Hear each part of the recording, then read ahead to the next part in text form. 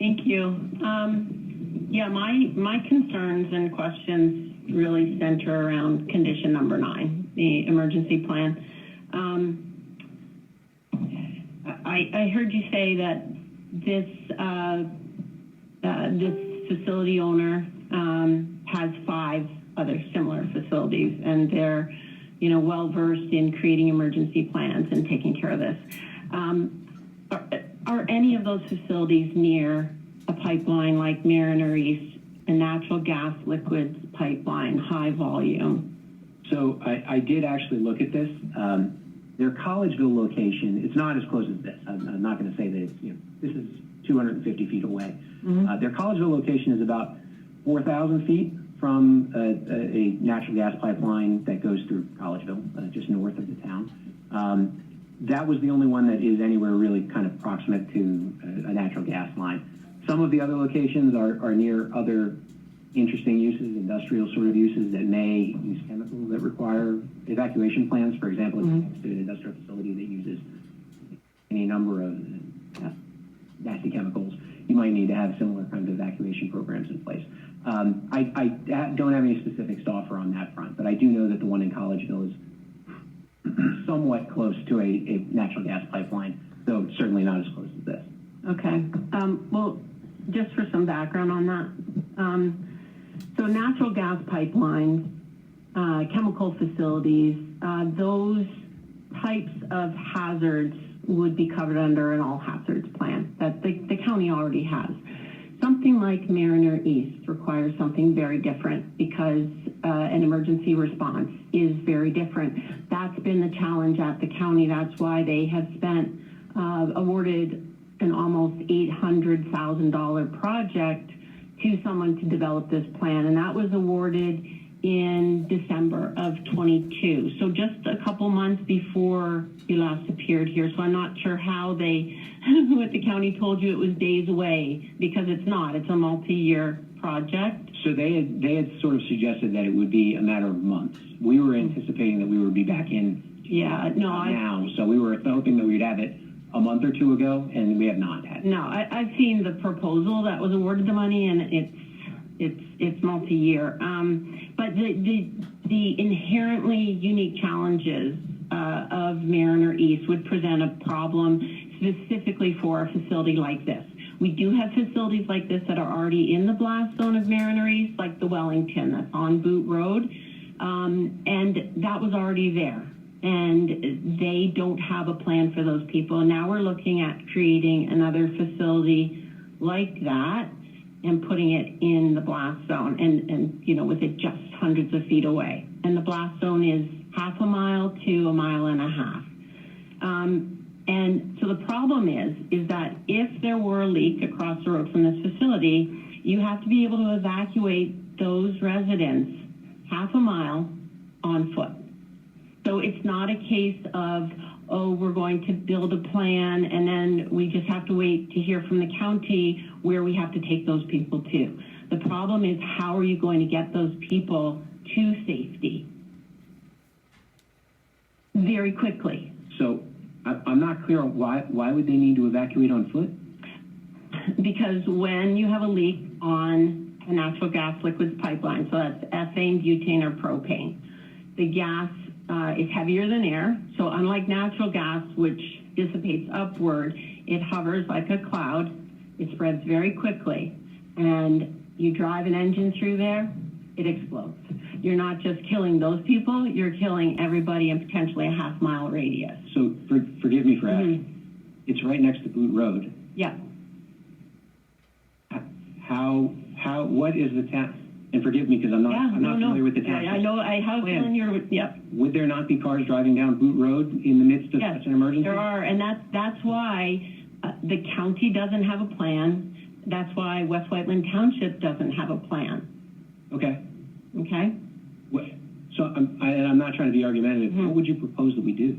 Well, what people are told is you have to run a half mile upwind on foot. Now I can do that. Probably everyone, we could do that to save our lives. It's a particularly impossible plan for residents living in these 80 units.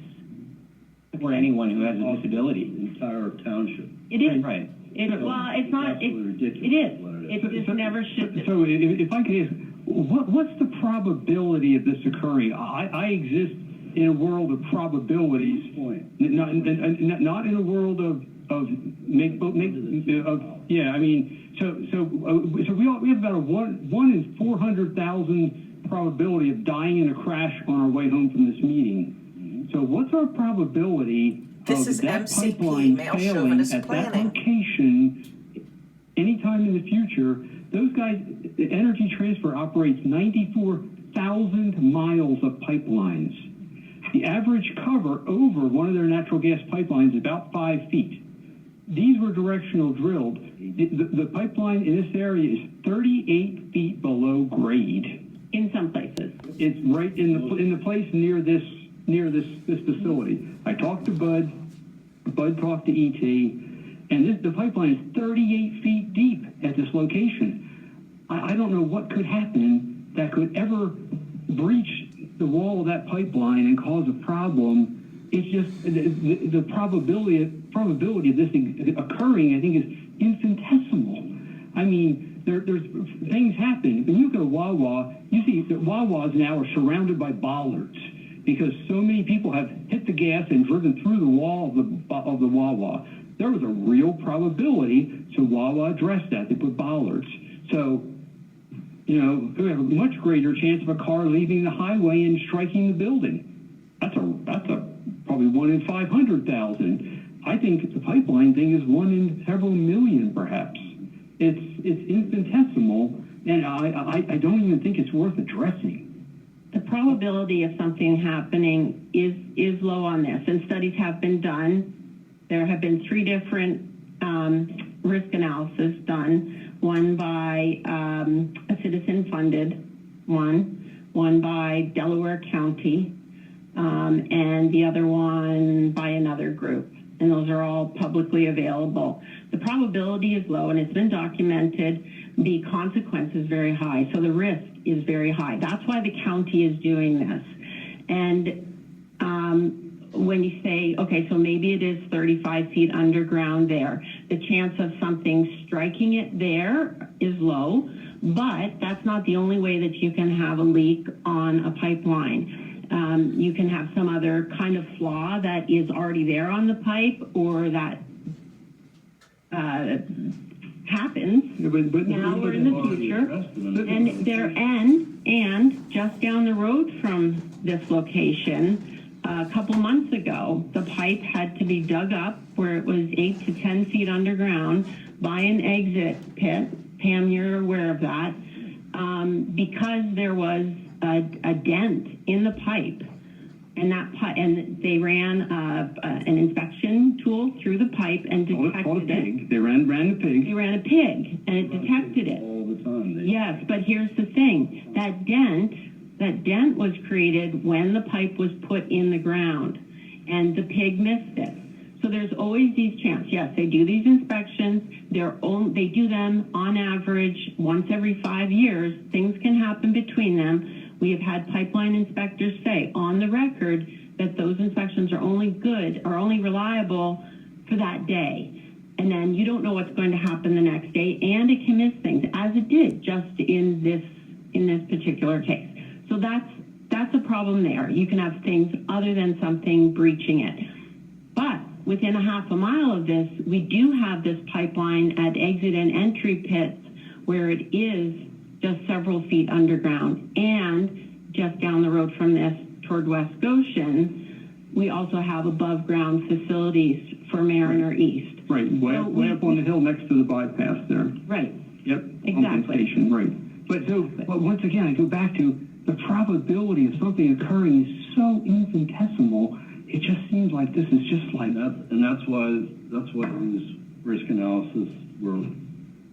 How do you implement them into an ordinance? And we went through this in East Goshen for months and months and months, and that's why this section of the Mariner East took the longest to get finished, because we kept pushing them to do this study and do this study and that study and that study. Hey, Jenny, just a quick question. Sorry, it also took so long because they had so many problems and they created so many sinkholes in West Whiteland and they had shutdowns. But Yeah, we've had soils here that are very difficult to work with, and yes, they had challenges. That they should have just open cut this pipeline and dumped it in the ground like they did in 1990 when they replaced the original pipe. It took them 6 months and they were in and out. They were gone. So directional drill, they thought, oh, it'll be great. We'll get away from all the conflicts. Sure. They caused, there's all kinds of other issues. It's And mansplaining. if I may, I don't mean to interrupt, but I think there's no perfect solution to this, right? You're balancing risk versus, the expense to mitigate that risk. And I think that's why the township has kind of deferred it to the public safety personnel. They're the folks who make those decisions every day for the township and its residents about, what the appropriate level of service is, what the appropriate risk is. Oh my God, the mansplaining is rampant. But yeah, I think that's kind of where it makes some sense to me why the township would have created that condition the way they did. And I think we're going to come back. We're going to be back to talk to you again after we've had that conversation with Bert, after there's specifics that have been exchanged. Maybe those will be satisfactory. I can say it's unlikely that we're going to have a solution that takes memory care people and has them run away. That's probably not going to be impossible. Yeah. So, whether it involves some sort of area of refuge within the building or some sort of, and again, I understand that those are probably not that could in the blow event of a catastrophe. in a pipeline those may issue. not be sufficient, but they may nonetheless be appropriate for this location given the risk that Mr. Glisson was talking about. So that's the balance that we're trying to strike. not if there's a leak on the pipeline when you're in the blast zone. It's not going to be sufficient. Okay. But a leak in the pipeline does not mean an explosion, does not mean a blast. No, I mean, you have to have volume of air between the upper explosive limit and the lower explosive limit, and you've got to have a source of ignition within the exact mixture of that air. It's